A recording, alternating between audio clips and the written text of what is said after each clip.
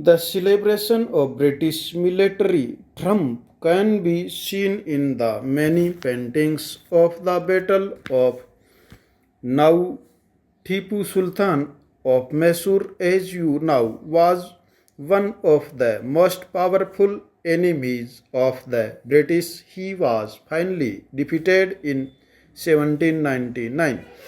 At the famous Battle of Notice, the way for battle scenes in painted in picture at the British troops are shown storming the fort from the sides, cutting Tipu and soldiers and the pieces, climbing the walls, raising the British flag aloft on the ramps.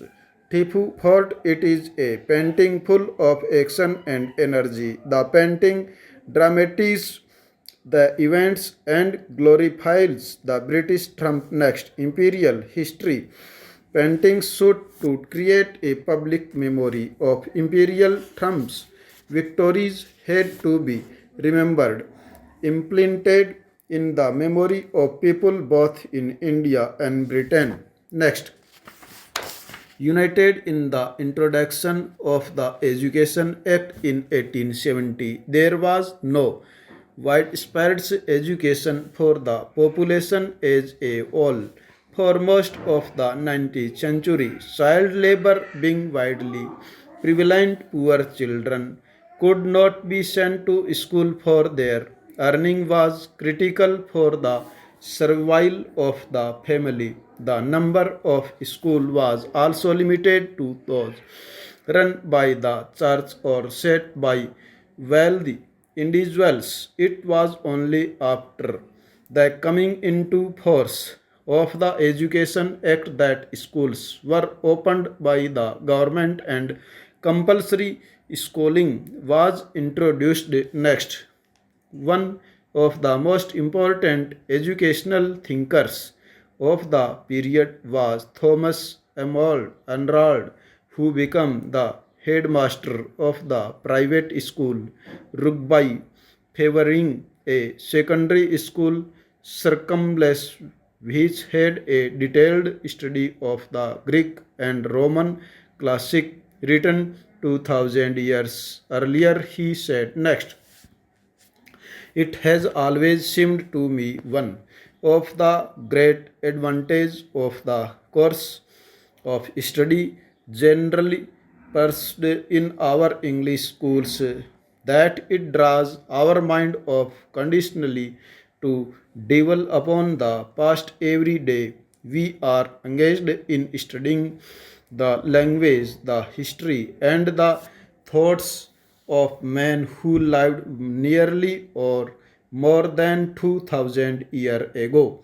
Arnold felt that a study of the classic disciplined in the mind. In fact, most educators of the time believed that such a discipline was necessary because young people were naturally savage and needed to be controlled to become civilized adults. They needed to understand society's notions of right and wrong, proper and improper behavior. Education, especially one which disciplined their minds, was meant to guide them on this path. Next, can you suggest how such idea might have influenced thinking about education of the poor in England and our native in the colony? Next, as nationalized sentiments spread, other thinkers also began thinking of a system of national education which would be radically different from that set up by the British. Tagore's Abode to Peace. Next, many of you men have heard of. Do you know why it was established and by whom? Rabindranath Tagore. The institution in 1901. As a child, Tagore hated going to school. He found it suffocating and observing the school appeared like a prison, for he could never do what he felt like doing.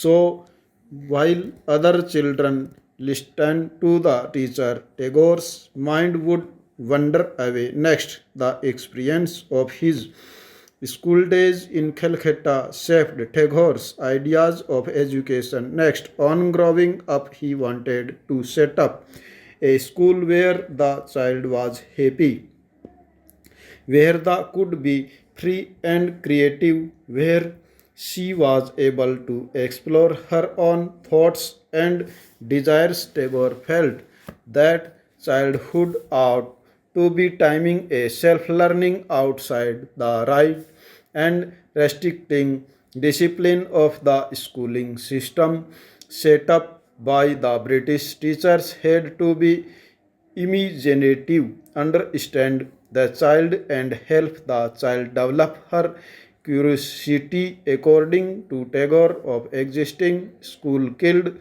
the natural desire of the child to be creative, her sense of wonder. Next, Tagore was of the view the creative learning could be encouraged only within a natural environment, so he chose to set up this school 100 kilometers away from Calcutta in a rural setting. He saw it as an abode of peace where living in harmony with nature, children could cultivate their natural creativity. Next, in many senses, Tagore and Mahatma Gandhi thought about education in similar ways. Next, there were, however, differences too. Gandhiji was highly critical of Western civilization and its worship of machines and technology. Tagore wanted to combine elements of modern Western civilization with what he saw as the best within Indian tradition. He emphasized the need to teach science and technology and along with art, music and dance. Next, many individuals and thinkers were thus thinking about the way national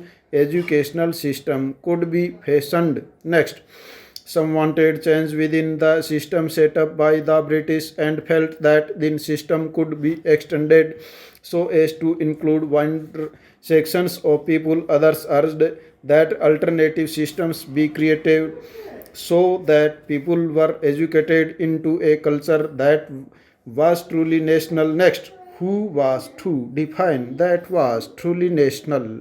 The debate about was this national education ought to be continued till after independence.